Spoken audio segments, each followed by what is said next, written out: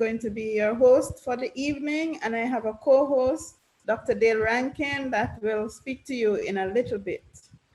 So welcome to our Professor Speaks.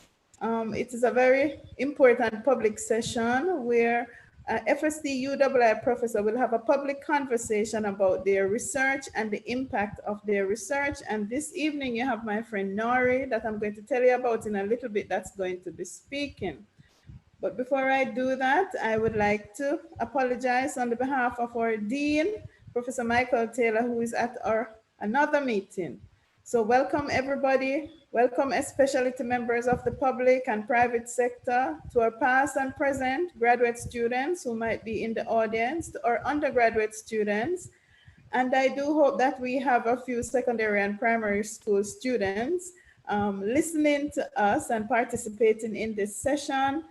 Our UII faculty and staff, hello Ralph, I see you.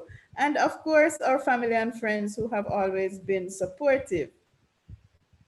Now, like I said before, these sessions are to have a public conversation about science, about the research of our particular faculty member. And you're going to be hearing from my friend, Professor Noridine Ben Kebler this afternoon. And I affectionately call him Nori. But before I introduce Professor Ben Kebler to you, Dr. Dale Rankin from the physics department will be my co-host, and he's going to provide technical assistance, and Dale have a few instructions for you before we get started. Dale, please, if you can address our audience.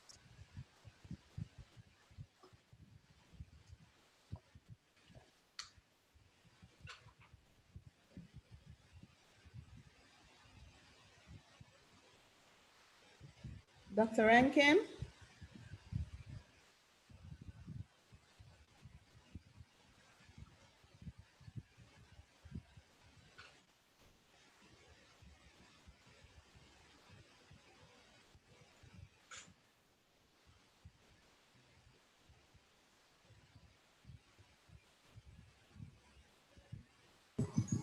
Good day, Prof. Sorry about that.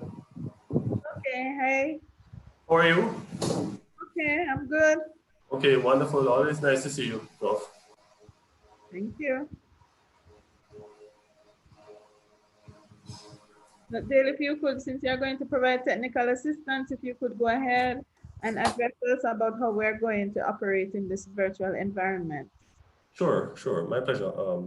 And just for the sake of, I'll just show my camera just a little bit.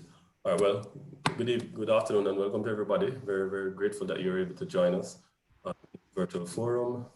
An interesting one by the researcher indeed. You'll hear more about that. Regarding the interactions, what we intend to do is after the presenter has made or completed the presentation, we will allow each person or whoever has questions to raise your hand virtually.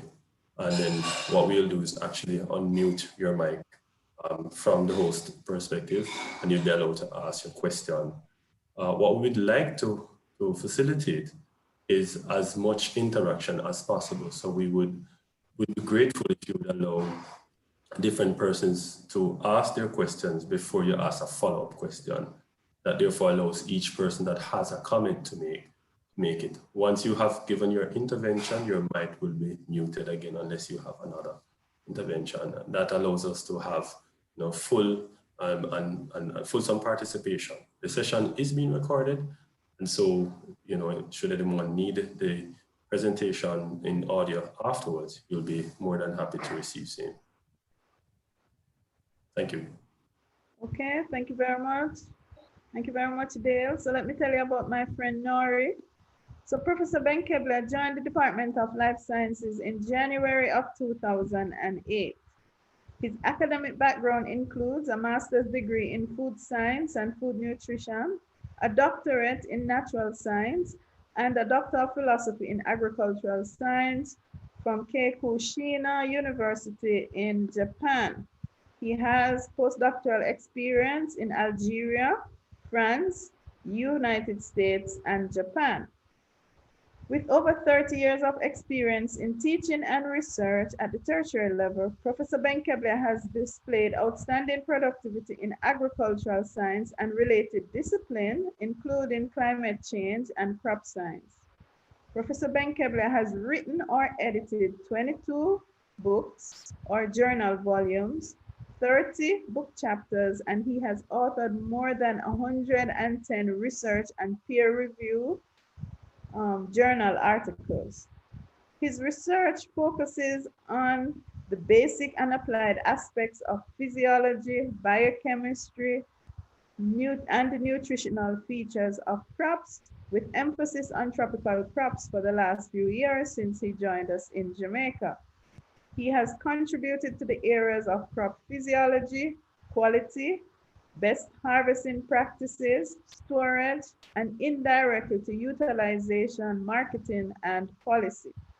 Given the time and resources that he has mobilized to achieve those tasks, this contributes a significant service to Jamaican agriculture.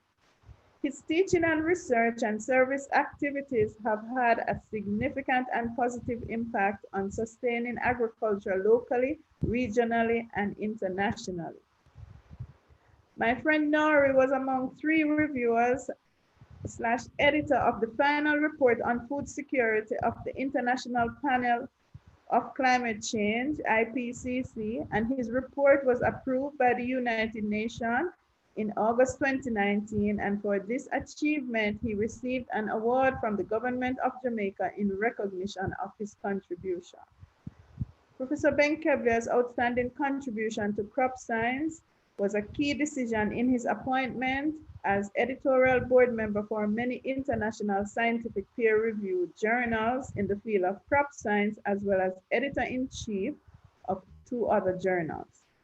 The most significant one is his appointment as associate editor of the Canadian Journal of Plant, one of the most outstanding peer-reviewed journals in the field, and a member of the Canadian Society of Plant Science and the Canadian Society of Agronomy in recognition of his involvement and dedication to crop science.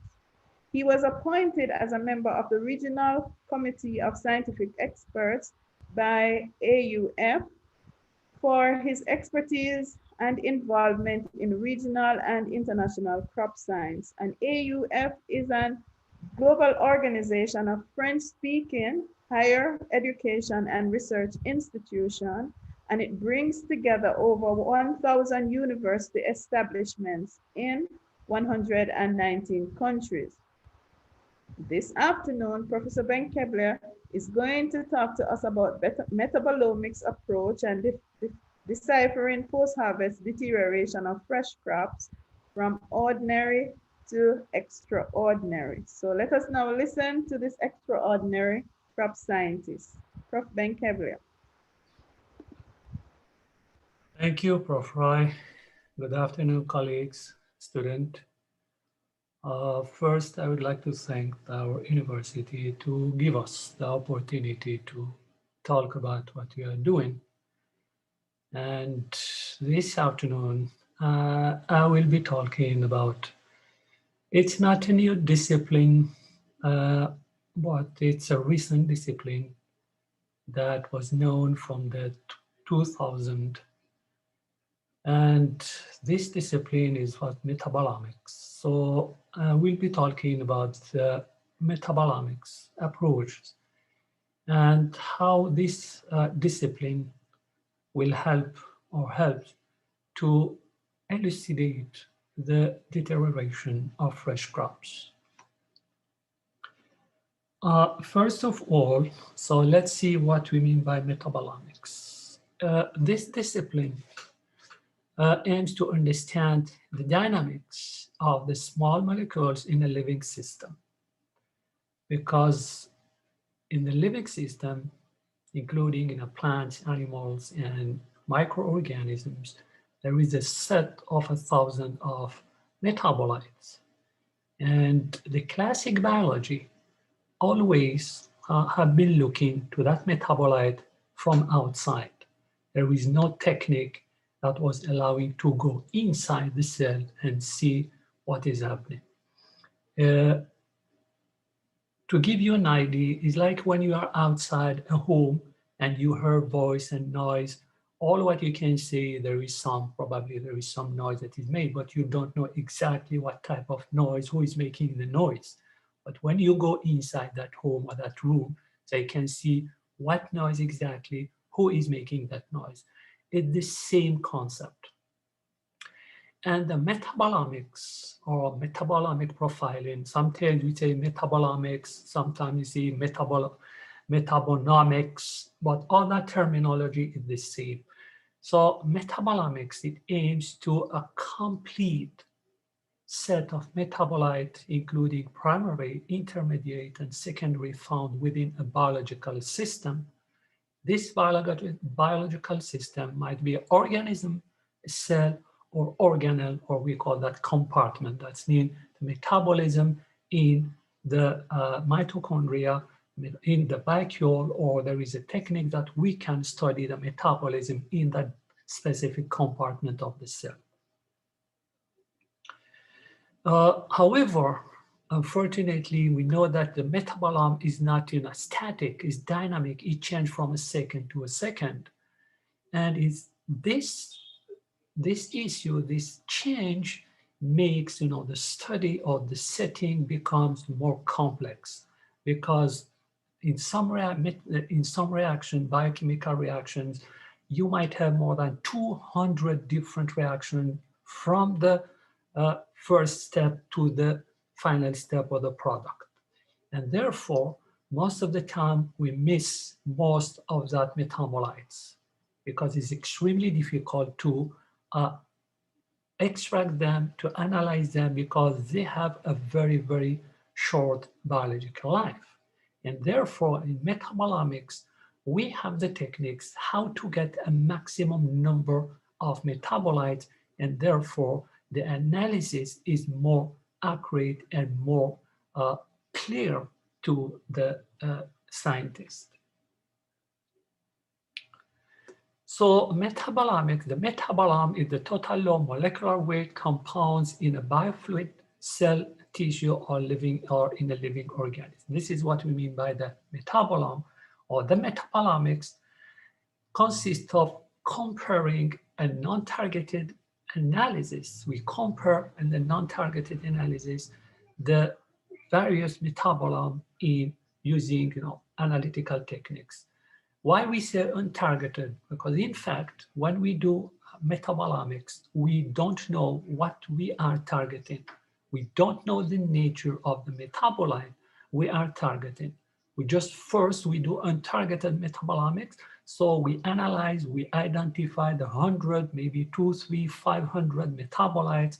And from then we can do what we call targeted metabolomics by targeting specific metabolites. All right, so the classic biology, as I said, is like, you view from outside, and this, unfortunately, this view is limited and biased.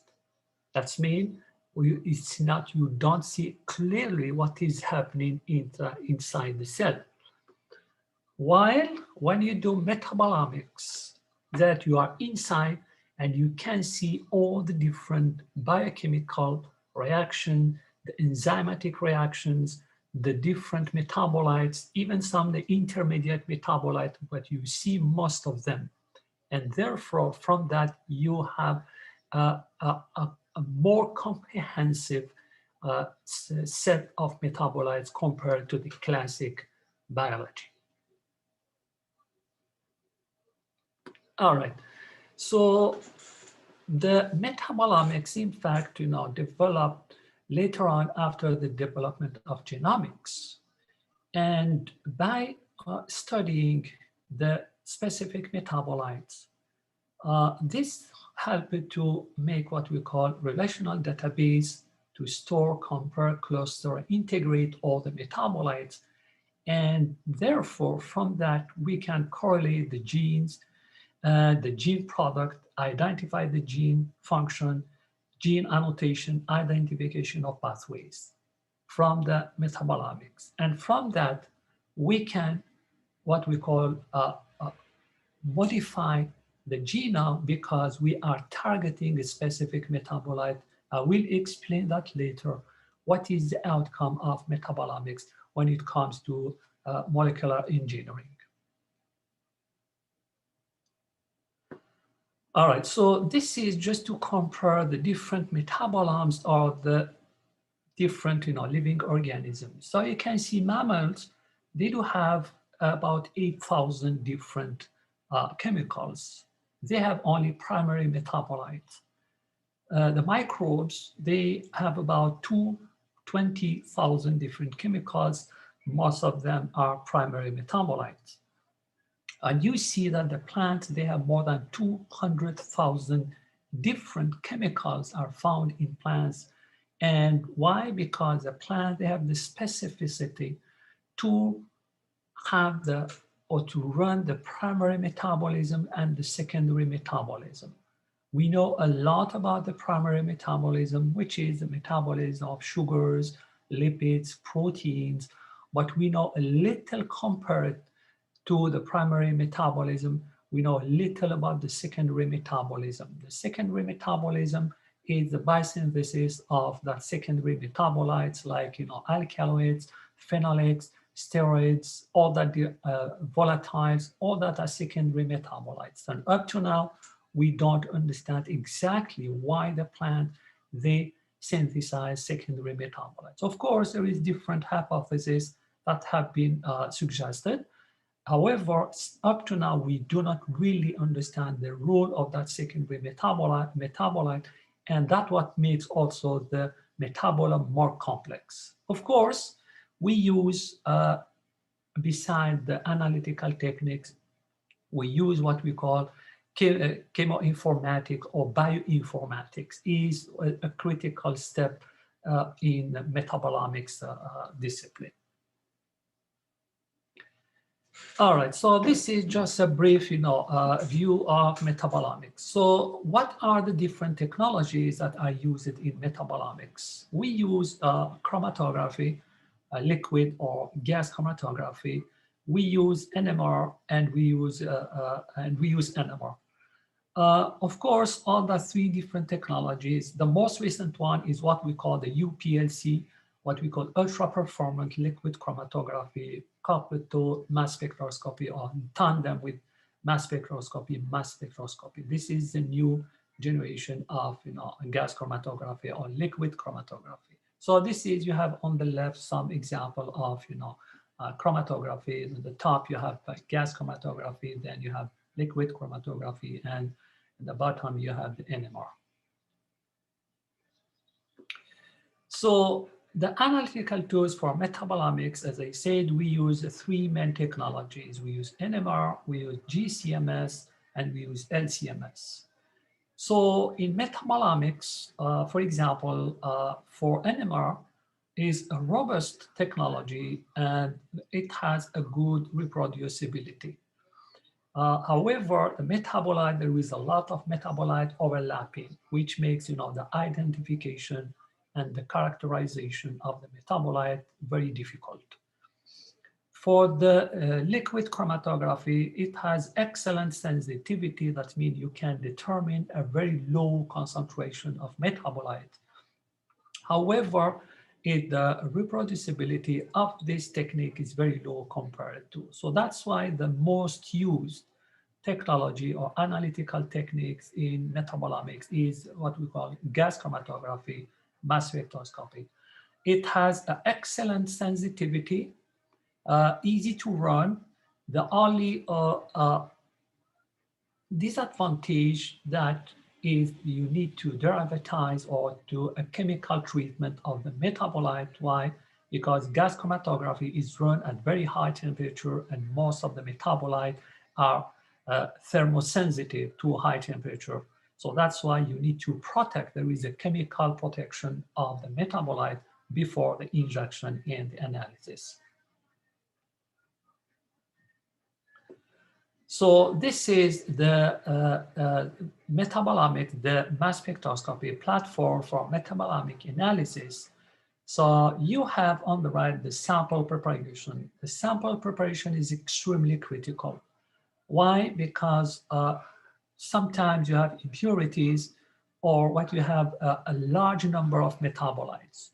So that's why more often, rather than to extract the sample, when the extract is treated further to separate the polar and the non-polar phase. So we separate the polar from the non-polar, and we analyze the two samples.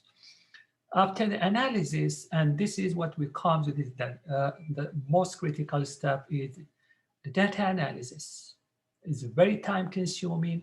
It takes about a day to prepare and analyze your sample. However, it might take a month and a month to analyze your data, because you have to extract your data, to identify, to align, the deconvolution, then identification, comparison of the spectra, then determine the compound ID, quantify it, quality control, and all that you need you need specific software that they from the data analysis requires bioinformatic, and then is very time consuming. It might take, if you have, for example, 100 samples, it might take you more than a year to analyze 100 samples.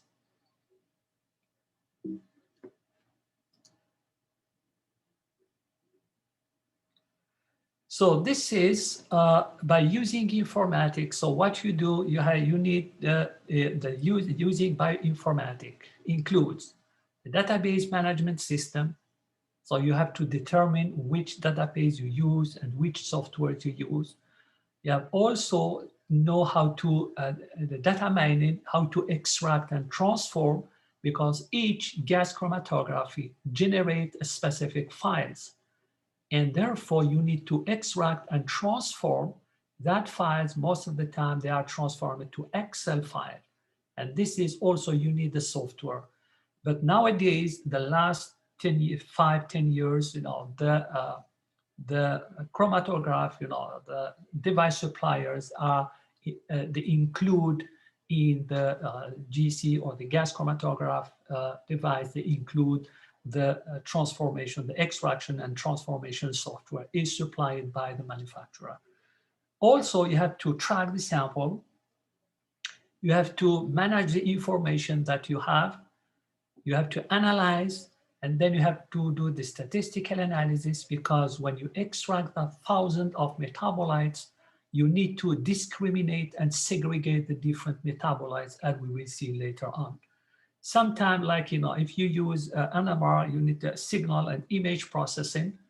Then you have the pattern recognition and classification if you use LCMS, and also simulation and modeling in the case also use GCMS or LCMS.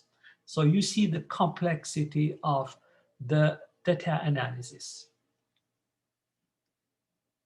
So this is just to describe, how you can, so you see first here, So the bioinformatics from metabolomics. So you see first you analyze, and second you analyze the flux, and therefore from that you can determine or construct the pathway of the metabolites that you have identified in your sample. And for example, to construct the pathway, also there is, most of them are freely available on internet, on the web. So you can use any free software to construct your pathway based on the different metabolites that you identified, segregated, and discriminated. All right, so this is briefly, I wanted to introduce the metabolomics technology, or the metabolomic approach. What about post-harvest? I think all of us, we know that, a fresh crop, it's alive. Even when you harvest it, it's still alive. In other words, that means it's respiring, uptaking oxygen, releasing carbon dioxide, releasing water, releasing, ethylene, and also heat. It's like any living organism, even though after harvesting. When you harvest it, until you take it home and you eat it, this crop is still alive, like any living organism. This it just show you why the interest, we are interested in post-harvest. Unfortunately, as you can see on this slide, the losses are extremely high in the developing and developed countries. Overall, we estimate that the average acceptable losses should vary between 10 to 15%. 10 to 15% of the harvested crops are lost because, remember, they are a living organism, they are respiring in, and therefore they are lost. However, you can see here, between the 1970s and the 2000 in the developed countries, because they developed technologies, so they reduced their losses to about the average acceptable between 10 to 15%. While you can see in the developing countries, the fruit losses are over 40%.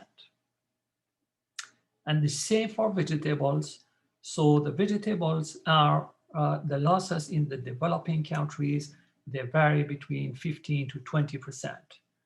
While in the developing countries, they have been increasing and they reached 44, 45% in some countries. So you see the losses are extremely high. I always give a good example, especially to the student. I say, just imagine that you go to the market with your basket, you buy fruit and vegetables, what you need, and in your way home, you threw half of what you got away. And all of them, they say, no way. Of course, you cannot imagine throwing away half of what you got from the market. But this is the reality in the developing countries. Almost half of what we harvest is lost between harvesting from the farm to the table. We are not including what is lost during growing from planting to harvesting. And in some countries, we estimate that 60 to 65% of what is expected to be harvested is lost between planting to the table, or from planting or from the field to the table. So that's why the goal is, of post-harvest science is to reduce that losses. This is another table where you can see in the developed and developing countries the different losses at different levels. For example, from production to retail site, the range in the developed countries is 2 to 23, average 12, while you see in the developing countries from 5 to 50%, which is half. At retail food service and consumer side, in the developing countries, 2 to 20, and cumulative total of the losses in the developing countries reach up to 70%. That means including pre and post-harvest. And you see is about, 3/4, 75%. That means we get only 25% of what we are planting. All right, so why we have that losses? As I said, because the crop is a living organism, so there is what we call a senescence. Senescence is the capacity, or what we call in biology, programmed cell death. That means the plants, they have a genetic program that encodes for their death. That's why we have the senescence.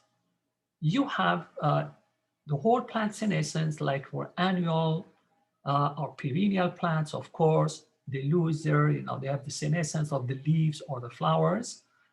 While in the organs, you might have the flower, you might have the root, you might have the leaf, you might have the fruit, or you might have, the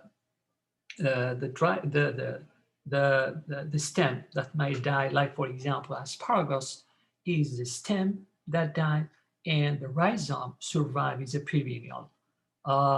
Like, tulip as well, the flower or the stem dies is annual, while the bulb is perennial. You have, for example, the leaves, all of them, all we know the leaves, the flower also, and the fruit. Of course, the fruit, they red.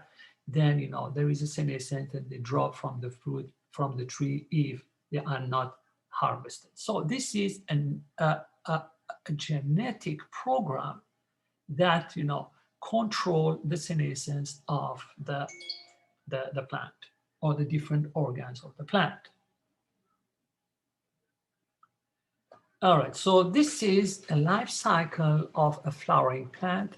So you have first, you have the flower, then you have the pollination, then the fruit development until the fruit ripens here. And this is a very ripe, and this is overripe. So what makes, so this is a natural process.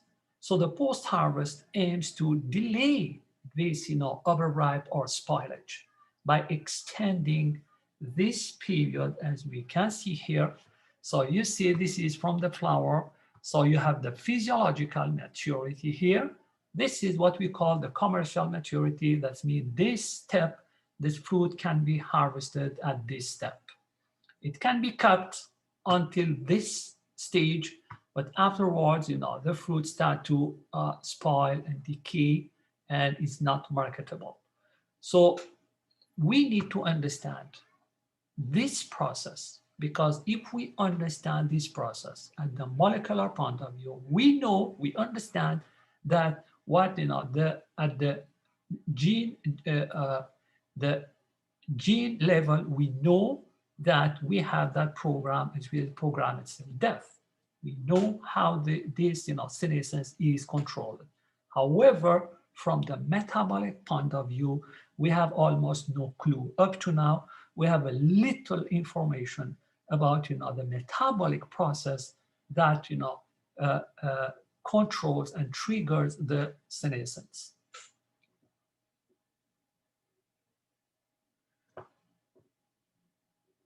All right, so this is what happens in a fresh crop. So of course you have sugars, mainly sucrose, and the sucrose is, by glycolysis is hydrolyzed to glucose, and then you have what we call the TCA, and you have the metabolism, and this is the biochemical senescence. The biochemical senescence is represented by the glycolysis. Sucrose or sugars are stored during the growth and the ripening of the fruit. Of course, there is respiration, but the sugars consumed by the respiration are replaced by the photosynthesis as long as the fruit is on the tree. When you pick up the fruit, so what happens? Remember we see the fruit, is respiring. So there is still the glycolysis. However, the sugars that are hydrolyzed are not replaced because there is no photosynthesis. So this is a normal metabolism, and this is where starts the senescence. The senescence starts when there is an excess of glycolysis, and therefore all the sugars stored during the maturation and development of the fruit are consumed by the respiration, and that's what triggers the senescence process. This is a metabolic, the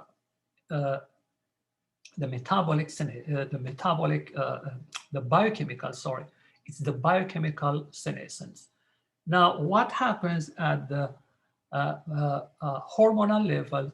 We know that ethylene is the main phytohormone that promotes senescence, and all the fruits, including flowers, or when the senescence, when there is an increase of ethylene production, this is what triggers the process of the senescence. Of course, it's a complex process controlled by the ethylene, but also we have the biosynthesis of other phytohormones, and as well as some other phenolics, the activity of some enzyme like the peroxidase. It's a complex process, But ethylene, we know that ethylene is the main factor, hormonal factor, inducing the senescence of the organ, including the fruit or the flower.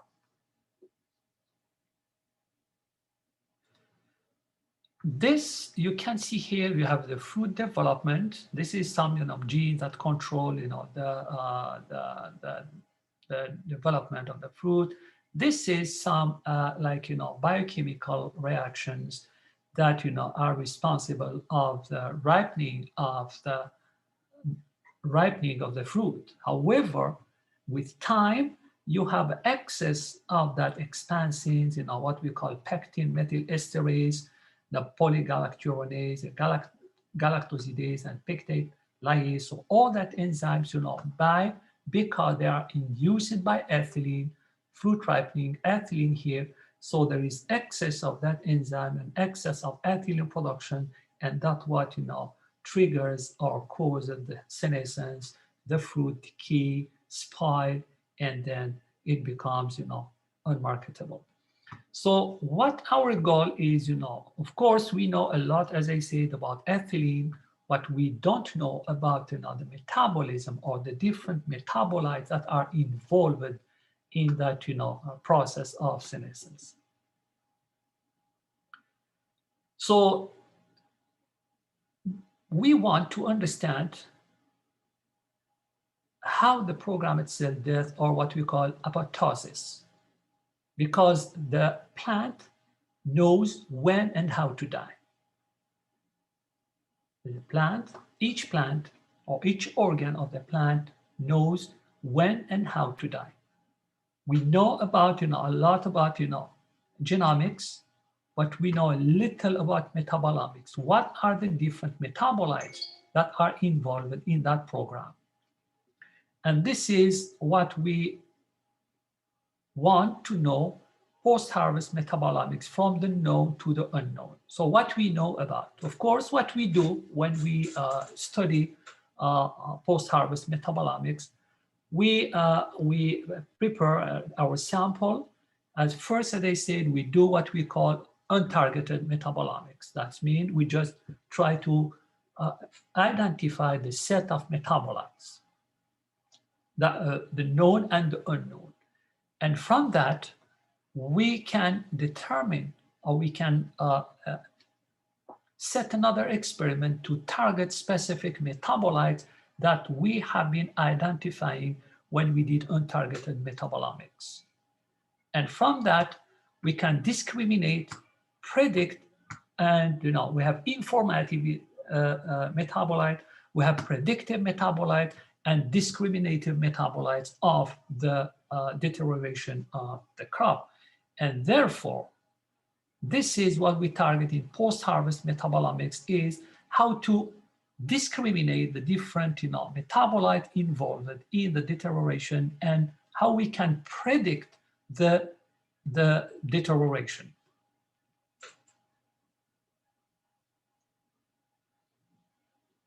Okay, so the general flow for post-harvest metabolomics. What is the general flow? First, if there is difference between samples of different stages and steps, between, for example, at harvest, mid-ripe, ripe, overripe, and senescent fruit. Second, what is the nature of the difference between the stage? And third, the metabolite deterioration, causality or association. Is there a cause and senescence? What are the potential metabolite causing the senescence? Or there is, is there association between some metabolites and the senescence? Because we are not sure. We want to verify if there is a cause between the cause of the accumulation of a metabolite that causes the senescence, or if there is an association between the accumulation of specific metabolites and the senescence. The two concepts are different. This is an example. So let's see this example.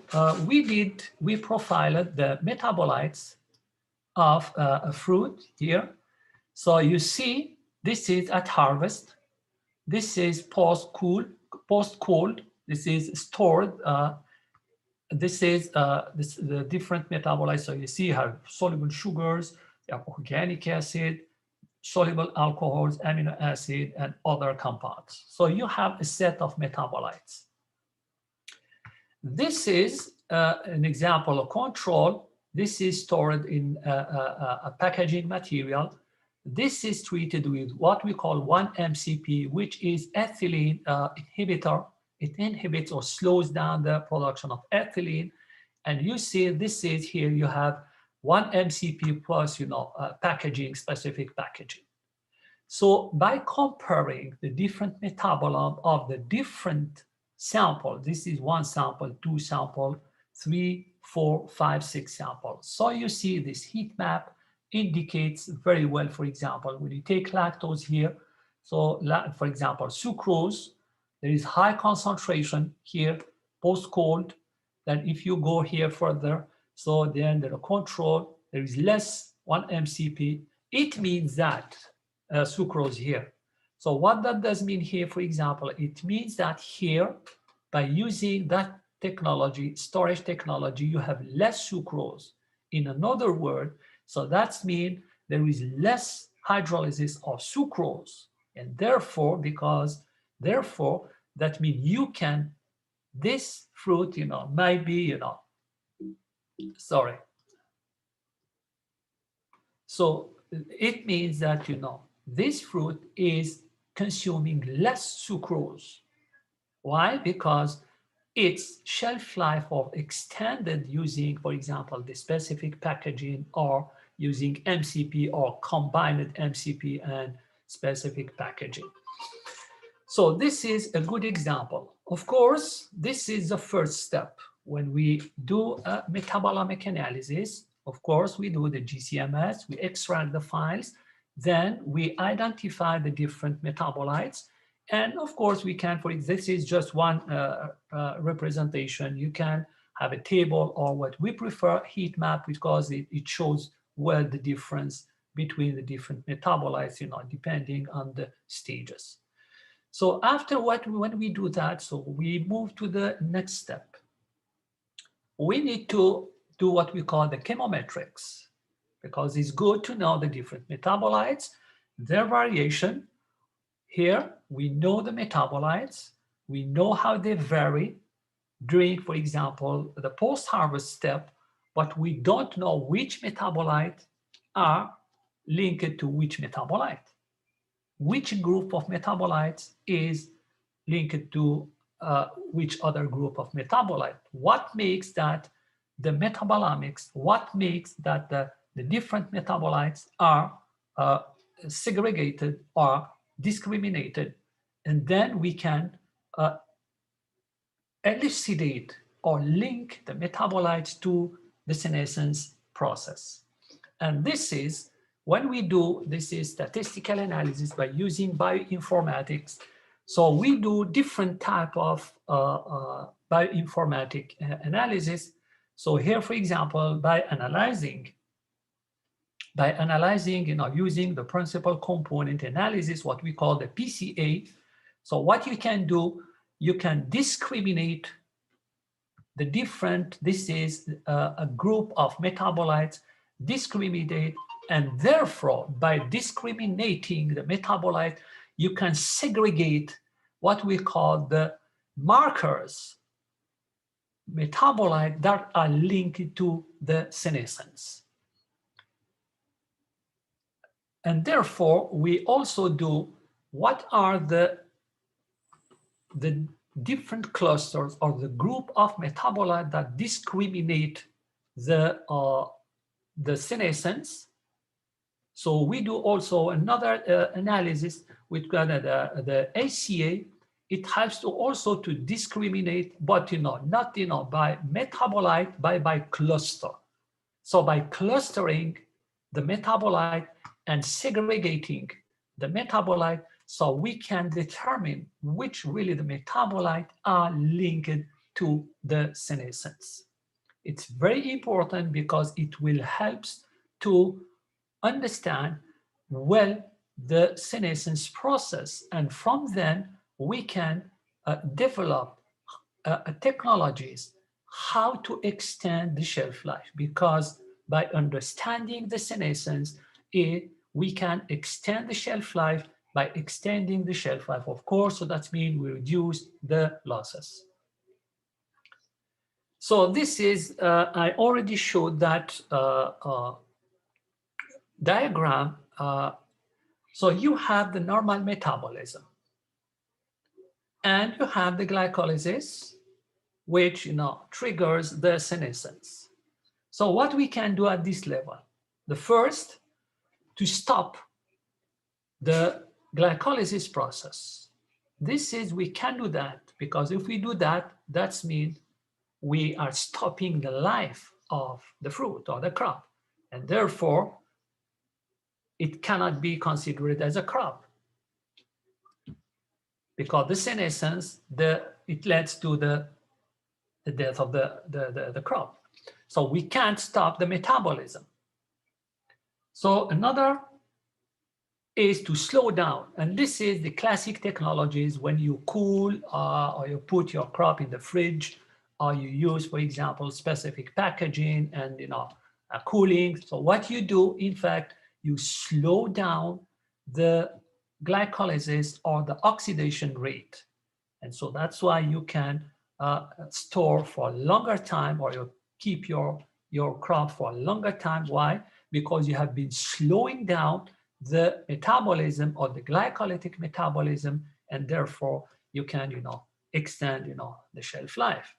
But the ideal is, can we divert this process or this metabolism to another freshness sustaining metabolism? Because remember, we said the previous slide, we identified, segregated the metabolites that are behind the senescence process.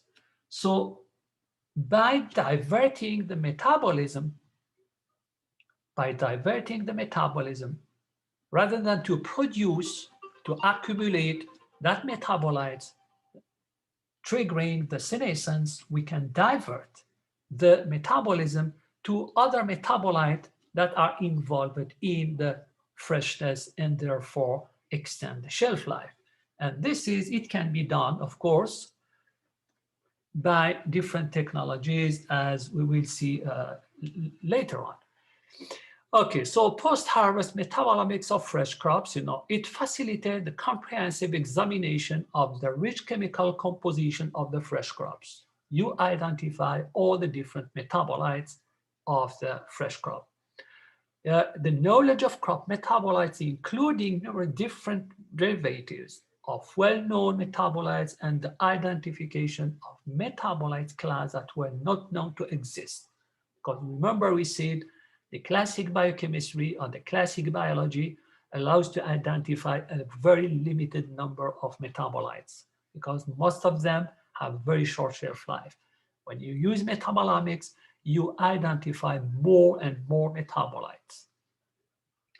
And the identification of that metabolites produced during the undesirable post-harvest decay, like senescence and spoilage process, will help to stop or slow down the biochemical pathways leading to the biosynthesis of these metabolites, as I said here. So so what we do, we can slow down or divert the metabolism to produce less metabolites of the senescence, or to produce some other metabolites that sustain freshness, and they are very well, like some phenolics.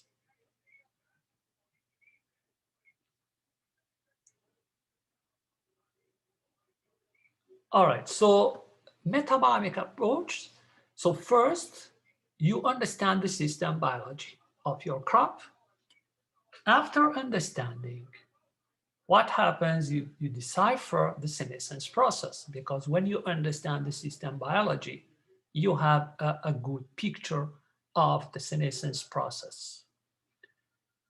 And from then, you can use, by using storage technologies, for example, what we call, packaging, modified atmosphere packaging and cooling, you can extend the shelf life and the freshness by reducing ethylene production. And we know now how to, chemically, we know how to reduce ethylene production. But we prefer, now the goal is, can we reduce ethylene production by by molecular engineering, by developing a new crop that produce less ethylene?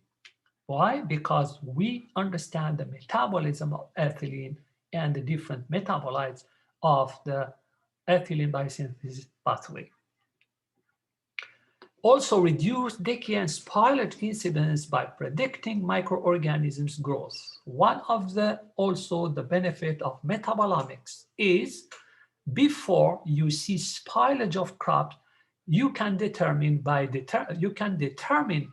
if this crop will spoil faster. Why? Because some metabolites that you have been detecting when you profiled your sample are not produced by the crop, but produced by the microorganisms that are not still visible. The spoilage is not visible, but when by detecting the metabolite, so you can determine and you can know that that metabolite have been produced by microorganisms are contaminating your fresh produce, but you are not visible yet. And therefore, you can predict if you will have extra spoilage or if your crop will spoil in a shorter time. Reduce also by, metabolomics might help to reduce the economic losses by improving the socioeconomic life of the rural population, contribute to food security, etc. Why? Because we know that, most of the losses occurs in the rural area and not, the urban area. Why? Because the rural area, they have not, storage technologies or inappropriate storage technologies, they have not transport, and when they harvest, they have not adequate equipment and techniques or transport or whatever you want to handle the fresh crop. While the urban area, you have fridge, you have transport, you have a supermarket, and which is not the case of the rural area. All right, so this is a summary of what we said about ethylene and respiration. So because you have starch and sugars, so what happened? This is the shelf life, respiration, ethylene, and therefore, because you have the activity of some specific enzyme, so you have a limited shelf life. The goal is to extend this phase while you have, by slowing down the metabolism, by slowing down the production of the metabolite, the specific metabolites, involved in the senescence, or by producing some other metabolite that contribute to the extension of the shelf life. So this is, you can see here, this is a normal without metabolomic study. So you have a shelf life, a limited shelf life. While you can see by understanding the metabolism, you can extend the shelf life up to a few days. For example, for strawberry, it has a shelf life of 4 or 5 days. By using metabolomics and appropriate technologies, we can store strawberries for 7 to 8 days. So this is a good example how metabolomics can contribute, in the extension of the shelf life of fresh crops and their quality. So by classic biology, so you see if you have a quality, a low or high quality produce, so you see you have a limited shelf life. However, you can see here, by understanding the metabolism and using metabolomics, so you see the shelf life is almost 3 to 4 times longer. And this is why we consider that metabolomics is helping tremendously in understanding the senescence process and therefore extending the shelf life of our crops. Now, how we can do, remember we said we can slow down or divert. So there is different approaches. First is, best pre and post harvest practices, because there is one point that, we need to know. Whatever is the technology you use after harvesting, that technology will not improve the quality or the shelf life of your produce. Whatever is the technology you use, it will not improve or improve the quality or the shelf life of your produce. It just maintains the quality and the shelf life of the harvested produce. In other words, if you harvest a crop of good quality, that crop you can keep it for longer. But if you harvest a crop of poor quality, then whatever the technology you use, you cannot keep that produce for a longer time. To highlight what I'm saying, all of us, it happens that you buy any crop, you buy, for example, tomato from the same market, from the same person. You take it home and you put it in the fridge. You notice sometimes you can keep it for 2 weeks and still good, while some other time you keep it after 1 week, you notice that it starts to spoil. And it finally the same tomato from the same person and probably from the same farm. The reason is that because the first one that you kept for 2 weeks, it was harvested, the produce, the tomato was of good quality.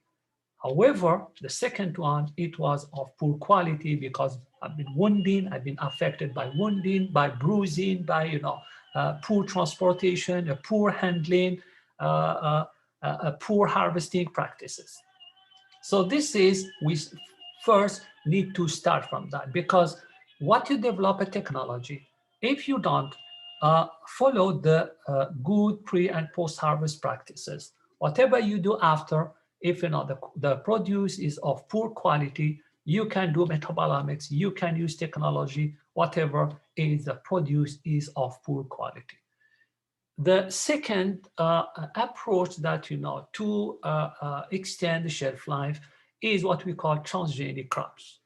Of course, if we divert the metabolism by reducing the production of the metabolite triggering the senescence, or by producing a metabolite that contribute to the shelf life, of course we can extend the shelf life. And there is a lot of crops that transgenic crops that you can keep them for longer time. However, the attitude of the consumer concerning the GMO, because transgenic are GMO crop, so most of them are not accepted by the consumers.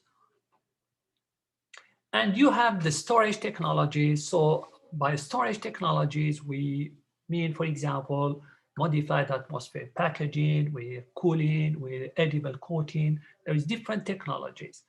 And if we want really to reduce the losses, so first, we need to understand the metabolism that triggers the senescence. Second, we need to the best practice of pre and post-harvest practices and storage technologies. Now, if it comes to develop transgenic, so if you have transgenic crop, good post-harvest practices, good storage technologies, so therefore you can reduce, significantly the losses that are unfortunately observed in the developing countries, because losing all that is a factor that worsen the food situation in that developing countries, because 60 or 50% the food you lose can contribute significantly in reducing or improving food security in our countries. And this is now what we are, most of the scientists, they agree on is we need to use molecular engineering to develop crops, because what happens is we need to have in mind that, the present years and in the future, by 2030 or 50, we will be 9 billions. 9 billions. So the problem is, and we know that, every year there is millions and millions of acres are lost because deforestation, land erosion, sea level rising and all that, and climate change. So the problem is how to feed that population. Is the best practice by, for example, just the best practice, best pre and post harvest practices, reducing the loss to 10, 15%, can we feed the population? Obviously, no. If, for example, the good storage technologies, can we, good storage technologies by storing, can we feed that, population? Clearly, no, because the problem with storage is an additional cost. So that's why we do not recommend to store. Because when you store, you use your fridge home, and you can just look at, how your fridge, the meter is spinning when you plug in your fridge. 70 or 80% of your bill, electricity bill is, because of you use the fridge and the freezer. 20% is for all the other devices. So it's the additional cost. So there is no other alternative is to combine what we call the agricultural practices, the storage technology, and the transgenic crops. So now you understand, I think, you know how you can keep your crop, for a longer time. And thank you for your attention. And if you have any question.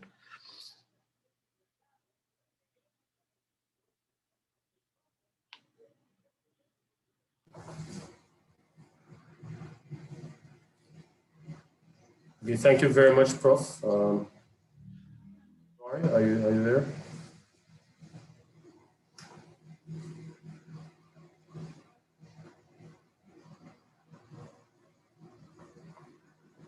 While Prof Roy gets ready, Prof Ben Kebler, thank you very much for your presentation. I just have a question. Sure.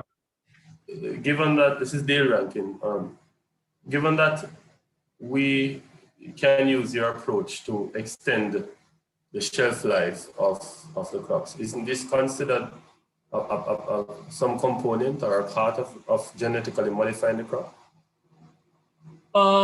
Not really. I mean, we can use, as I said, what you can use, we can use just, by, following the the best post-harvest and pre-harvest practices that contribute to extend somewhat the shelf life.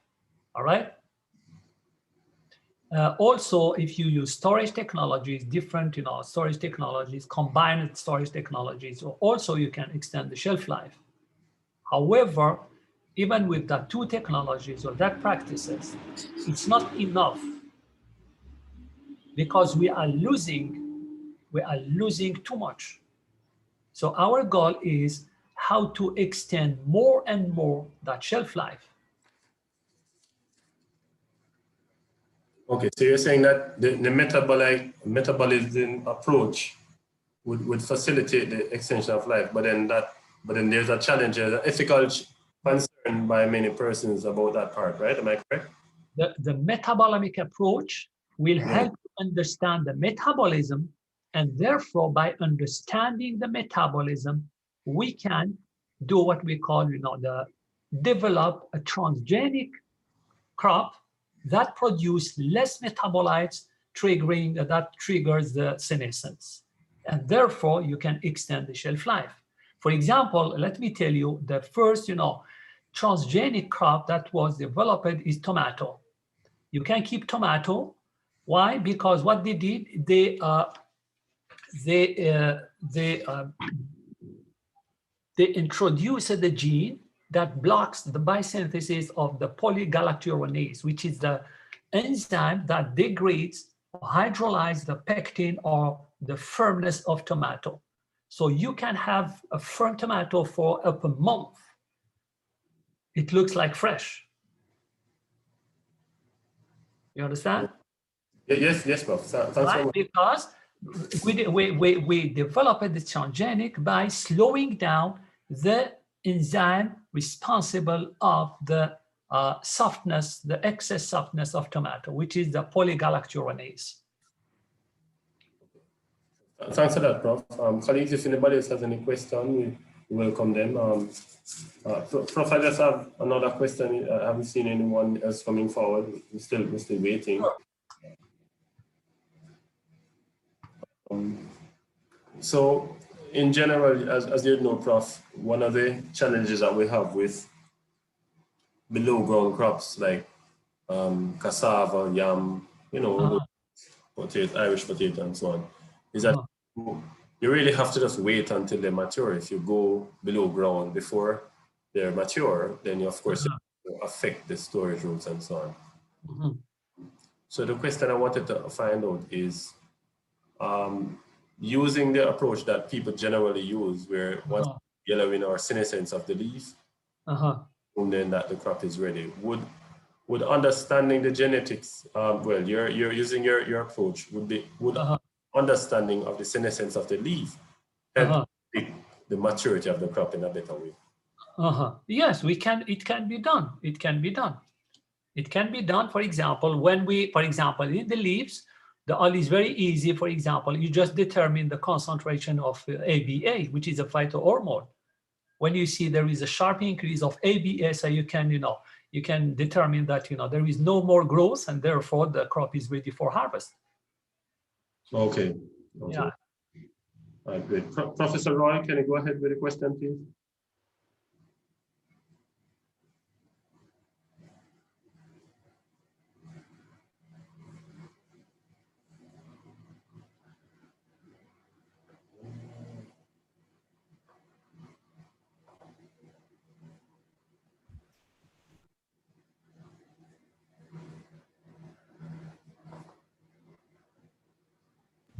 Thank you, Dale. I was having problems unmuting my mic, so Abraham was helping me.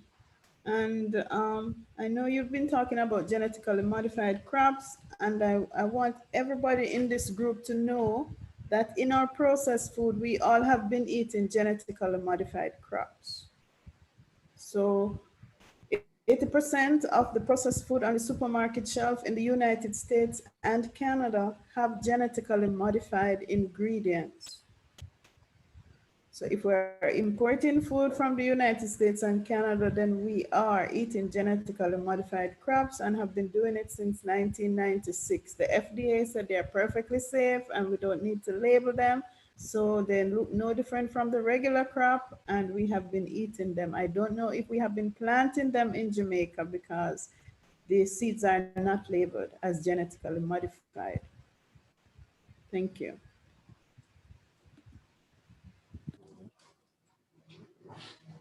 Thanks for that, Prof. Good comment. In fact, up to 70 to 80% of all wheat is actually genetically modified worldwide anyways. That's a good point. Waiting on another question that somebody else might have.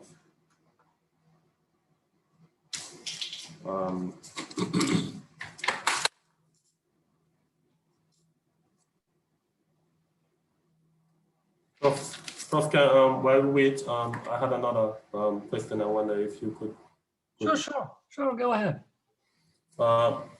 Reducing the production of ethylene that you said, is one way of increasing the shelf life. Can you say how different is that for, let's say, a fruit crop as opposed to vegetable, meaning a root crop, for example? Is the process the same or is it different? Usually all the crops, regardless of their class or variety, all the crops, they produce ethylene. Ethylene is required for the development and the growth of any crop. However, there is some crops, they produce more ethylene than others. And also, some crops are more sensitive to ethylene than others. For example, We know that potato, roots, tubers, citrus they don't produce a lot of ethylene, and also they are not really sensitive to ethylene. However, like strawberry, like mango, like they produce a banana, they produce a lot of ethylene, and they are very sensitive to ethylene. So that's why the problem we do have is with that crops that they produce a lot of ethylene and they are sensitive to ethylene, because this is an ethylene accelerates the process of senescence. It triggers and accelerates it. So this is, but all the crops, even the seed, the dormant seed, when you buy seed from, like wheat or corn that you buy from, even the seed, they produce ethylene. However, the ethylene, the quantity of ethylene produced is extremely low, is less than 1 or 2 nanomole, extremely low. While if you consider like cauliflower, cauliflower produce up to microliter per day, which is a huge quantity of ethylene. So it depends the species and its ethylene sensitivity and ethylene production. Okay. Thanks for that, Prof. I appreciate the response. Okay, do we have any other questions before I go back to Professor By the Roy? way, ethylene is a phytohormone. Oh, okay. Ethylene is a phytohormone. However, it's a gas. It's the only phytohormone, it is a gas. Okay, great. Okay, Professor Roy has another comment. Prof, can you go ahead, please? No, I'm fine. I see Fredian has a message in the chat. Okay, all right, great. So, Prof, here's another question. Fredian Murray is a PhD candidate. She's asking, how does the water content of tuber affect shelf life? Usually, there is no... The second part, Prof, I can just answer 2 parts. I read the question. Sure, and the question, second part is the effect greater than ethylene? No, the first one now, how does the water content of tuber crop affect shelf life? Yes. Usually, we know that, the water content, there is association between the water content and the shelf life. That doesn't mean water content, if high water content might cause, a shorter shelf life. But there is an association between why? Because we know that, all the biochemical reaction that depends on what we call the AW, the activity of water. Higher is the AW, higher is, the rate, the oxidation and the biochemical reaction rate. But there is no real association between the water content and some crops. They contain, less water, for example, than roots and tubers, but they spoil faster. The example of date palm fruit, it contains less water, but it spoils faster than potato or sweet potato. Now, is there effect greater than ethylene? Now, ethylene, the biosynthesis of ethylene is independent from the water content. All the fruit, all the vegetables, all the crop, they produce ethylene, and there is no relationship between water content of the crop and ethylene production. Ethylene production is a physiological process, regardless of the water content or the fruit composition itself. Okay, thanks I very much for that. to your question. Did I respond to your question? Sure, thanks so much, Prof. I appreciate that. No, Fred, yeah. Okay, Oh, yeah. thank you. Yes, okay.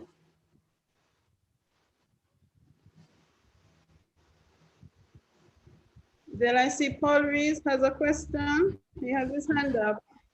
Okay, Prof. Rees, you can go ahead. Go ahead, Prof. Right, sorry about that. The same problem that Professor Roy had, unmuting myself. Okay, fine. Professor Ben Kebler, thanks for your talk. I had a question.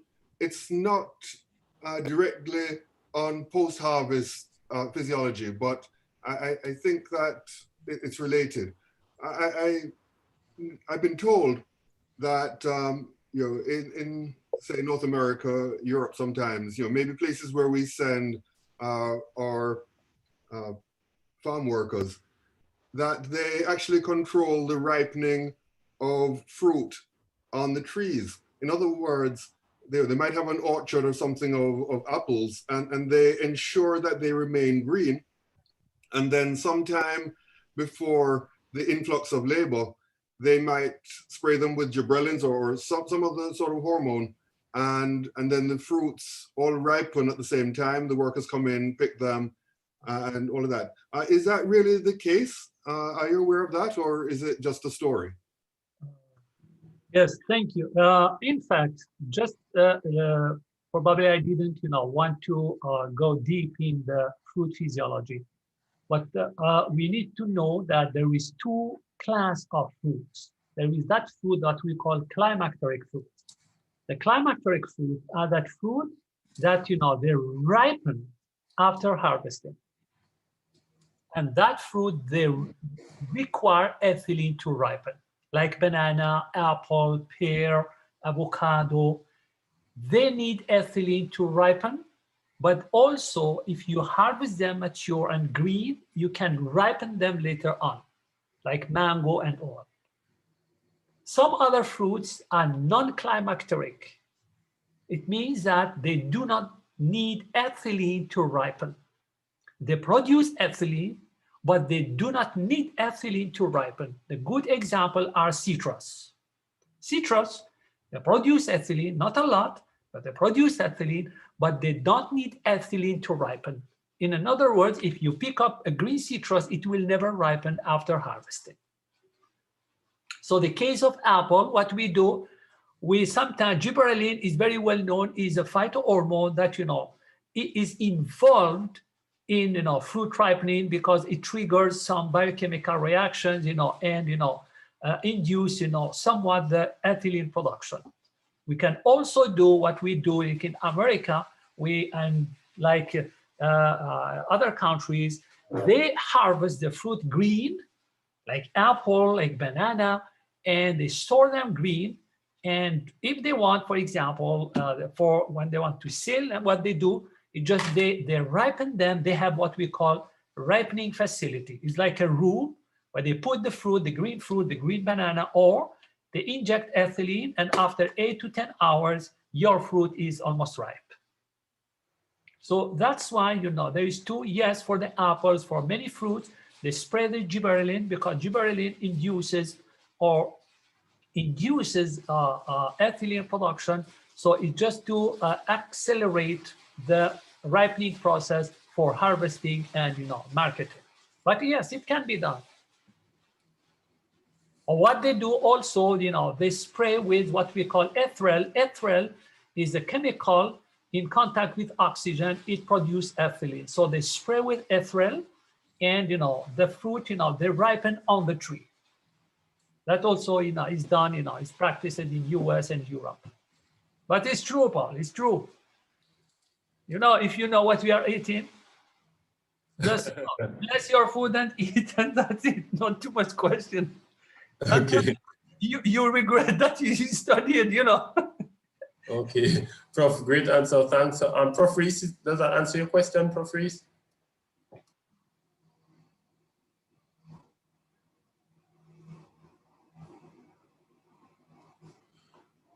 Okay. Did that answer your question, Prof Reese?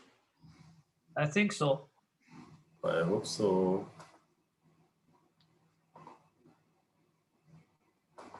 Yeah, there is a lot of, Right. practices. So, Prof, we have two other questions. Sure. We have somebody's hand is raised. I'm going to ask him to go ahead, please. Mr. I think it was Buddha. Can you go ahead, please? Thank you. Thank you, Professor Ben Kebler. That was a very entertaining lecture. And I know the techniques that you're using are very powerful, and you get a very good idea of the whole metabolites that are present in the fruits. I'm curious to understand if you could elaborate using perhaps maybe one agent of climate change, maybe temperature or anything else that you might want to choose.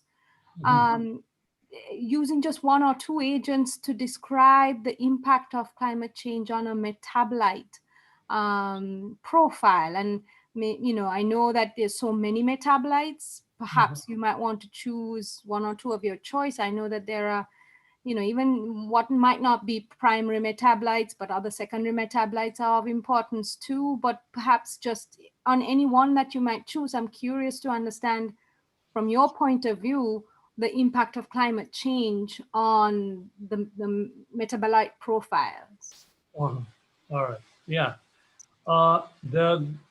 Probably the good example that I can cite is what will be the impact of the carbon dioxide or the greenhouse on the crop physiology, any fruit or vegetable or any edible crop. We know that likely the primary metabolism, like the photosynthesis and sugar accumulation, will be affected quantitatively. That means you might reduce or increase the photosynthesis depending in, for example, the C3 plants are well known. They are called like losers. Why? Because we know that the increase of carbon dioxide will reduce the photosynthesis rate in that plants. While the C4 plants, most of the tropical plants, we know that they are called winners. Why? Because we know that the increase of carbon dioxide will boost the photosynthesis rate. Now, when it comes to, this is a primary. So the quality of the metabolite, I am not aware that, the carbon dioxide, the example of carbon dioxide might affect the primary metabolite. However, we know that the carbon dioxide might affect the secondary metabolism. And therefore, crops might accumulate more volatiles or less volatiles, might accumulate more oils or less oils, might accumulate more alkaloids or less alkaloids.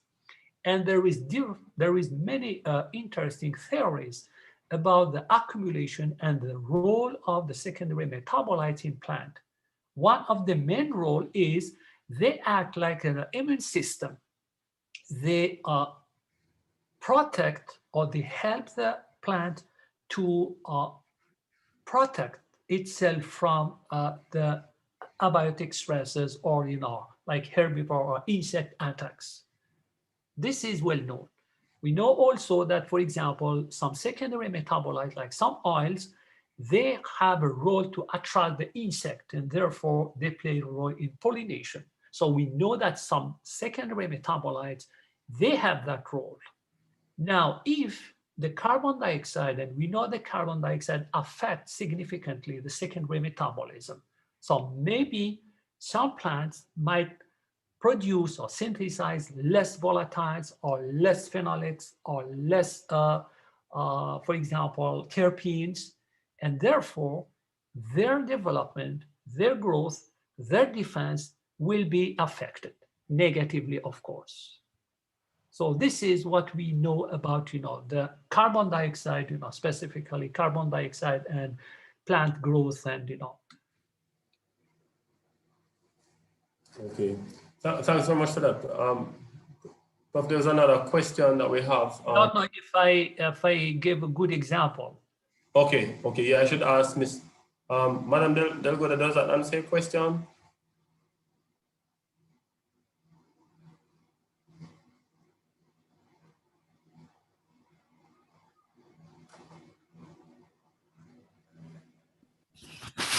That answer very interesting, and you're saying that the primary metabolite content is not that impacted with climate change. Is that correct? Or is that with carbon dioxide? At the qualitative level, I am not aware of any work that reported that, for example, climate change might affect the quantity of sugar. I mean, the quality of the primary metabolites. Right.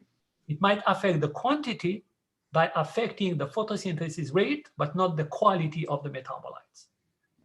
Okay, thank you. You're welcome. Okay, we're going to go to Professor Marcia Roy. Just before we get to her, Prof, on the same point, there are some studies, and you're absolutely right, there are some studies that have indicated that elevated CO2 could actually result in a reduction in the number of stomata on the leaves, which would have an adverse effect on the intake of CO2. So you're absolutely right. There are studies that are contending how beneficial it would be to a certain point, but actually said anything about the quality of the metabolite quite so. Okay, we have a comment now from Professor Roy. Prof, can you go ahead, please? Thank you, Dale. No, I didn't have a question. I was just wondering if anybody in the group has a question. Remember, we're co-hosting. Are there any other questions for Nori?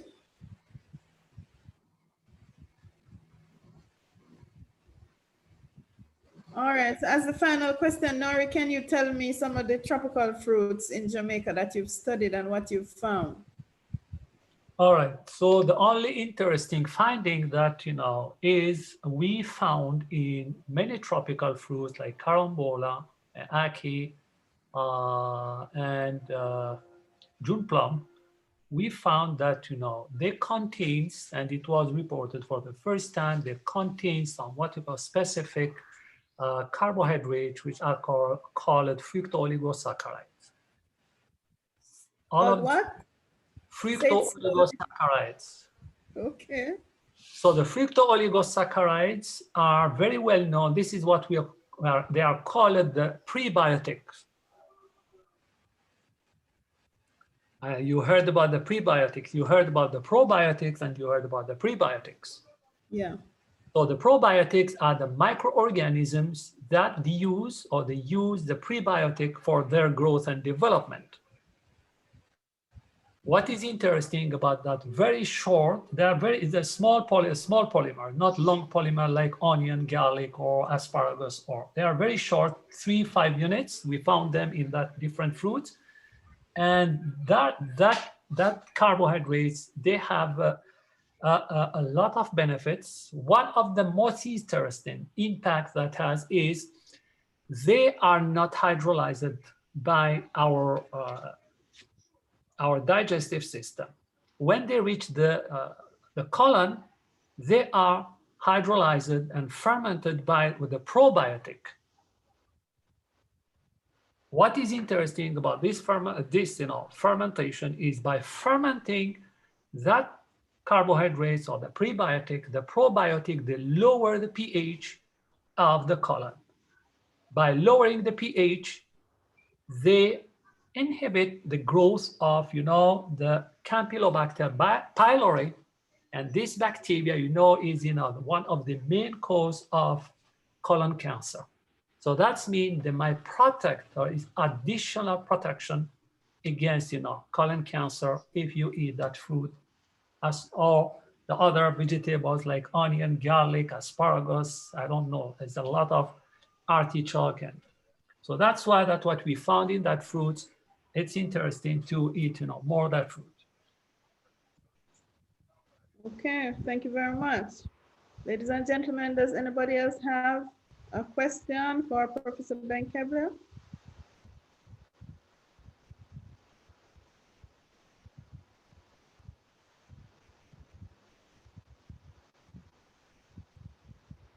All right, so I'm sure you would like me to thank Professor Ben Kebler for the time that he has spent educating us about metabolomics. It rolls off the tongue, and for his years of research in agriculture globally and locally.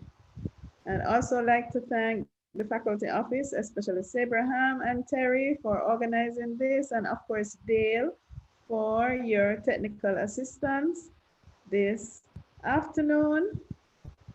If there are no other questions, then we are going to terminate the meeting. Ladies and gentlemen, thank you very much. All right. So thank you. And if you have any question later on, so just drop me an email. Okay, we will do that. Thank you again, Nori, for your efforts. Okay. Thank you and keep safe. Will do. Bye-bye. Okay. Thank you. Bye. Bye, everyone.